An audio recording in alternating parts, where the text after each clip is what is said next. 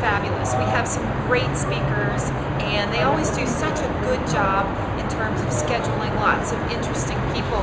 But I've always found that the beginning of the conference has the tendency to be a little bit dry. They come out and they talk about the agenda, and they tell us where the bathrooms are and make sure we fill out our evaluations. And so I thought it might be fun if we start out with kind of an icebreaker, and we really play on this very obvious joke that we have a bunch of statisticians who are here in Vegas, and we have this great statement that everybody knows, what happens in Vegas stays in Vegas.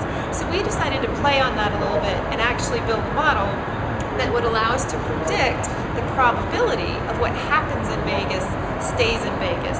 And so we used some recent headlines, like some of the antics from the royal family, asking people, are you a member of the royal family? That becomes a very predictive piece of information, whether or not what you actually do in Vegas stays in Vegas.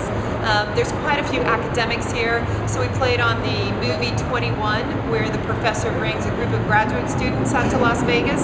And so we ask if you have a group of graduate students, if you do, I can tell you that the probability of what you do in Vegas stays in Vegas is very low. And then we played on this idea of normality, and we asked, are your friends normal?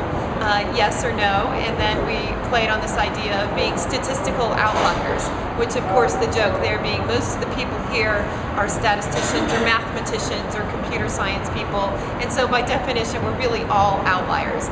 And so we really kind of played on all those different themes to then build this model of what's the probability of Vegas actually stays in Vegas, and I think it resonated with the crowd. So it was really just intended to be a fun icebreaker.